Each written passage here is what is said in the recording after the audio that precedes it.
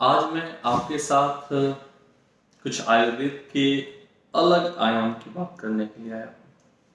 हो सकता है इन विषयों पर आपका भरोसा ना हो सकता है आपकी रुचि ना हो, पर मैं जब प्रैक्टिस करना शुरू किया और आरंभ के दिनों में मेरा ऐसा टीचिंग्स मेरे को ऐसे टीचिंग्स मिले कि एका सत्य विप्रा बहुधा वदन्ति। सत्य एक है बट उसके आयाम बहुत सारे हो सकते हैं। जब इस मानव सभ्यता में पहली बार कोई महिला मां बनी होगी, तो उस दिन उसने प्रयास किया होगा कि मुझे जो ये दर्द हो रहा है इसको मैं कैसे प्रिवेंट कर सकती हूँ। उसका वहां से विकास शुरू हुआ। धीरे धीरे धीरे धीरे समय के साथ आज हम लोग जिस मेडिकल सिस्टम के साथ काम कर रहे हैं, जो सुविधाओं के साथ हम लोग काम कर रहे हैं, ये सुविधाएं एक दिन के रिसर्च का परिणाम नहीं है। ये हजारों लाखों वर्ष पुरानी जो मानवीय सभ्यता है, उसका धीरे धीरे धीरे धीरे जो लर्निंग हुई है, उस लर्निंग का अभ्यास है। बहरहाल आज मैं आपसे जो बात करने वाला हूँ विषय पर, वो बड़ा अलग तरह का विषय है। विषय देव व्यापाश्रय चिकित्सा का है। जब 2023 के आसपास में मेरे पास एक पेशेंट आती हैं, मरवाड़ी समाज की थी और काफ़ी समृद्ध परिवार था उनका, पैसे रुपए की कोई कमी नहीं थी, परिवार भी काफ़ी अच्छा और बड़ा था। दुर्भाग्य ये था उस पेशेंट के साथ कि उसको 4 बार प्रेगनेंसी हुई, 4 बार डिलीवरी हुई। हर बार बच्चा उनका 1 महीने, 1.5 महीने, 2 महीने, कई बार 6 महीने ऐसे करके बच्चा एक्सपायर हो जाता था। और जब मेरे पास वो ट्रीटमेंट के लिए आई, तो उनका ये था कि AMH अब 0.6 हो चुका है। इंडोमेट्रियम की जो लाइनिंग है वो बहुत कम बन रही है, और ऐसे कंडीशन में IVF सेंटर वालों ने भी मना कर दिया कि आप इतनी थिन इंडोमेट्रियम के साथ हम लोग इम्प्लांटेशन नहीं कर सकते, रिजल्ट नहीं आएगा। अब ऐसी स्थिति में वो आयुर्वेद चिकित्सा के लिए आती हैं और मैं भी चिकित्सा शुरू करता हूँ। बट उनका कंसर्न ये था कि सर, मेरी चिकित्सा तो 4 बार चली है, 5 बार चली है, हर बार दवाइयाँ चलती हैं, प्रेगनेंसी होती है, प्रेगनेंसी के बाद डिलीवरी होती है, और डिलीवरी के बाद भी आज मैं बिना माँ के हूँ। अब यहाँ पर 2 बातें मेरे को सोचने को था कि पहला, कि क्या कोई जेनेटिकल डिसऑर्डर या कुछ ऐसा एबनॉर्मेलिटी के साथ बच्चा का जन्म हो रहा है क्या। तो मैंने जब उनसे पूछना शुरू किया, नहीं, बच्चे नॉर्मल्स थे। एक बच्चा उनका 3 साल का होकर एक्सपायर किया था, तो वो भी बहुत हेल्दी था, बाकी बच्चे भी हेल्दी थे, बट वो लोग जीते नहीं है विश्व में। तो मैंने भी आयुर्वेदिक चिकित्सा शुरू की, बट अब आने वाला जो जीव है उसकी आयु अच्छी रहे, ये एक मेरे पास यक्ष प्रश्न था। अब इसके लिए हम क्या करें। तो चूंकि मेरी टीचिंग्स जो है उसमें ज्योतिष भी है, इंडियन फिलोसफी भी है, संस्कृत भी है, और इसके साथ साथ तंत्र के ग्रंथों का भी मैंने बहुत अच्छे से अध्ययन किया है और करता ही रहता हूँ। तो मैं आचार्य रस वाघभट जी को पढ़ रहा था। रस वाघभट जी को जब पढ़ रहा था, उनके बंध्या चिकित्सा में मुझे एक खास तरह का दिव्य व्यापाश्रय उपक्रम देखने को मिला जो तंत्रोक्त था, और उसमें भगवती एकांता देवी की उपासना की बात की गई थी। मेरा उस समय तक देव व्यापाश्रय से बहुत ज्यादा एक्सपोजर नहीं था। मैं पढ़ता था नॉलेज के लिए, बट कभी मैंने उसको प्रयोग नहीं किया था। मुझे लगा था ये कर्मकांड है, और वैद्य को कर्मकांड से बच कर रहना चाहिए, ऐसा मेरा मानना था। हालांकि मेरा यह विचार आज मैं बोल सकता हूँ कि गलत है, लेकिन हाँ, उस समय मेरे मानस पर इस तरह के भाव थे कि डॉक्टर को रिलीजियस नहीं होना चाहिए ज़्यादा। ठीक है, कंटेंट पढ़ना है, बट उसको अप्लाई नहीं करना है। प्रोफेशनल लाइफ अलग है, personal pleasure, personal life, personal informations के लिए जो हम लोग करते हैं वो अलग है। लेकिन आज जो ज्ञान है वो ज्ञान है, ये मैं कह सकता हूँ, चाहे वो मॉडर्न के साइड से आए, आयुर्वेद के साइड से आए, आगम शास्त्र की तरफ से, यहाँ तक कि लोग यानी ग्रामीण क्षेत्रों से आए, किसी से भी ज्ञान आए, उस ज्ञान को लेना और ज्ञान को समझना और उसको आगे यूज करना, ये सब चीजें अब मैं करता हूँ, और मुझे लगता है कि ये सही तरीका है।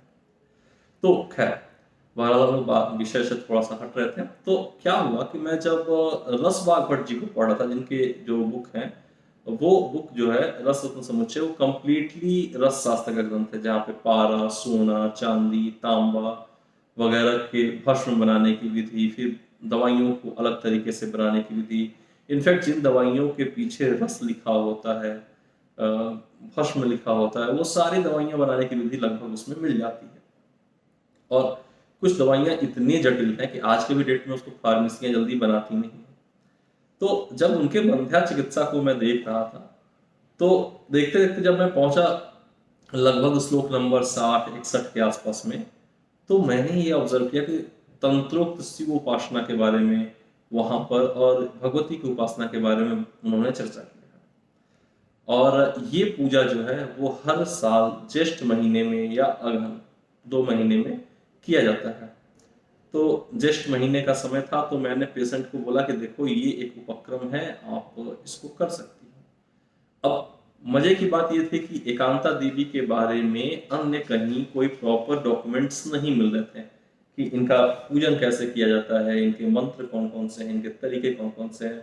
पर रस वाग्भट जी के जो रेफरेंसेस थे उसको हम लोगों ने यूज किया, और उसी के बिहाफ पर हम लोगों ने भगवती का स्वरूप मान करके उनको एक पूजन करने के लिए एडवाइस किया। और पेशेंट ने ये पूरा का पूरा देव विपाशाई उपक्रम प्रॉपर तरीके से किया। प्रॉपर जब उपक्रम खत्म होता है, और साथ में मुझे लगा कि ये उपक्रम के साथ साथ एक षष्ठी देवी का पूजा होना चाहिए, क्योंकि पूरे भारत में मैंने देखा कि नॉर्थ से लेकर साउथ तक, ईस्ट से लेकर वेस्ट तक, जब भी बच्चों का जन्म होता है तो भगवती षष्ठी का पूजन किया जाता है। कुछ जगहों पर कुछ हठिहार बोलते हैं, कुछ जगहों पर 6 दिन के बाद होने वाली जो पूजा है उसके बारे में।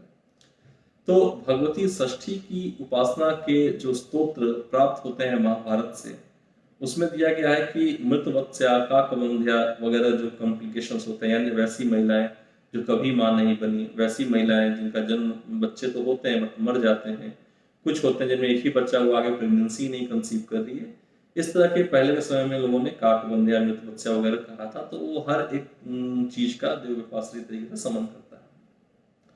तो मैंने उसके एक एक पार्ट का विधान भी मरीज को बताया कि ये 2 काम आप करना शुरू करें, चिकित्सा मैं देखता हूँ। और फिर मैंने चिकित्सा शुरू की, उनके थोड़े से शोधन, थोड़ा रसायन चिकित्सा, ये सब चीज़ें मैंने करनी शुरू की।